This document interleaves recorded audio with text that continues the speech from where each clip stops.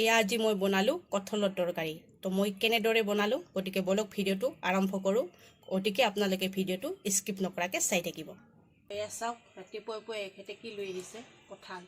তো আজি কঁঠালৰ তৰকাৰী খাম, গতিকে এতিয়া মই কঁঠালটো কাটি ল'ম, আপোনালোকে ভিডিঅ'টো চাই থাকিব। তো এয়া মিঠাতেল অকণমান লৈ লৈছোঁ, হাতত এইভাৱে সানি ল'ম। কঁঠালৰ এঠা থাকে, তাৰ কাৰণে এইখিনি ইয়াতে অকণমান সানি লৈছোঁ এইভাৱে। তো এতিয়া মই কঁঠালটো কাটি ল'ম। এতিয়া কাটিম আৰু কঁঠালটো।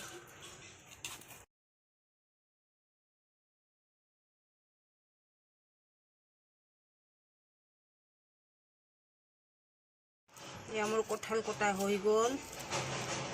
এয়া কাটি ল'লোঁ কঁঠালখিনি, এতিয়া ভালকৈ ধুই ল'ম। এয়া মোৰ কেৰাহী গৰম হৈছে, মই তেলখিনি ঢালি দিছোঁ।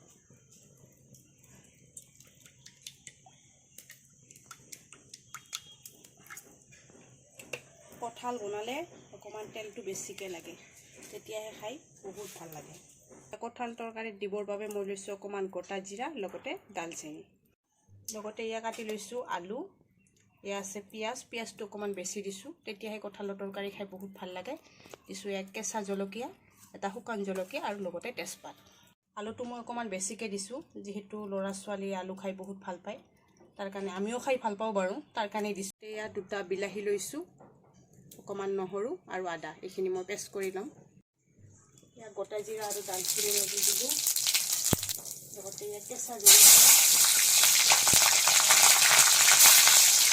লগতে এয়া কাটি লোৱা পিঁয়াজ।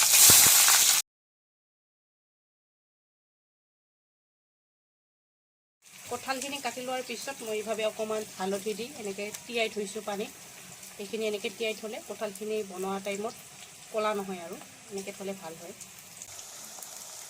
মই কঁঠালখিনি দি দিলোঁ কেৰাহীত, যিহেতু মোৰ পিঁয়াজখিনি মছলাখিনি ভাজি লোৱা হৈ গ'ল।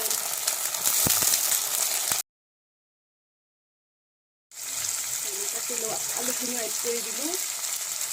বহুতে আকৌ বইল কৰি বনায়, ময়ো কেতিয়াবা বনাওঁ বাৰু বইল কৰি। আজি মই এইভাৱে বনাইছোঁ, কাৰণ এইভাৱে খায়ো বহুত ভাল লাগে। মই দিলোঁ সোৱাদ অনুসৰি নিমখ,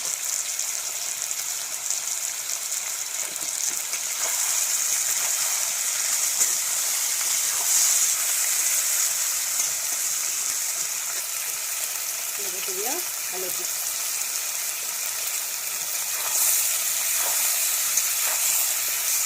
খৰিত বনাই মজা বেলেগ দেই, এইভাৱে বাহিৰত বনাই খাই খাই বহুত ভাল লাগে। ইয়াৰ মানে জুতিটোৱে বেলেগ হয় আৰু।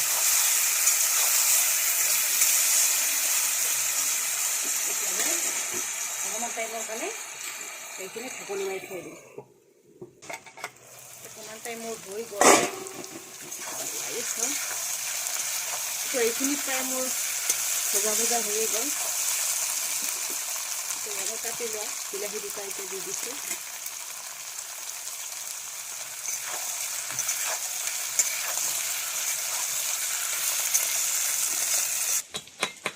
এয়া মই মছলাখিনি এইভাৱে খুন্দি আছোঁ।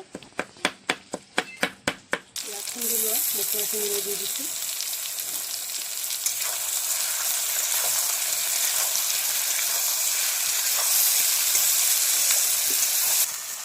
অকণমান টাইমৰ কাৰণে ঢাকনি মাৰি থৈ দিম।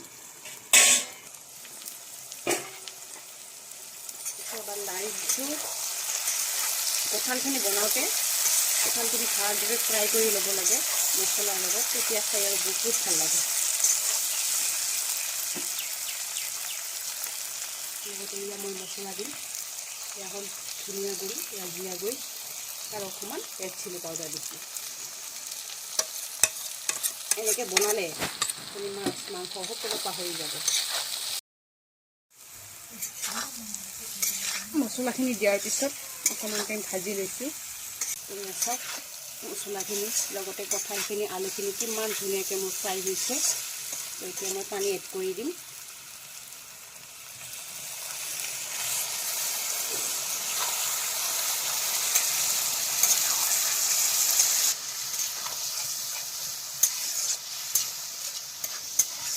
কঁঠাল বনাওঁতে যদি মছলাখিনি কঁঠালখিনি ভালকৈ ফ্ৰাই হয়, তেতিয়া কালাৰটো ধুনীয়া আহে। সিজিবৰ কাৰণে পানী দি দিলোঁ।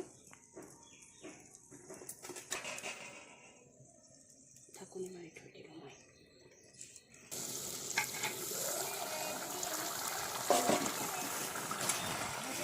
মোৰ হৈয়ে গৈছে কঁঠালৰ তৰকাৰী। শেষত মই অকণমান দিছোঁ গৰম মছলা। এইখিনি মই নমাই লওঁ। তো এয়া মোৰ ফাইনেলি হৈ গ'ল কঁঠালৰ তৰকাৰী। যিসকলে নতুনকৈ চাই আছে মোৰ চেনেলটো প্লিজ ছাবস্ক্ৰাইব কৰি দিব। আজিলৈ ইমানে, ধন্যবাদ।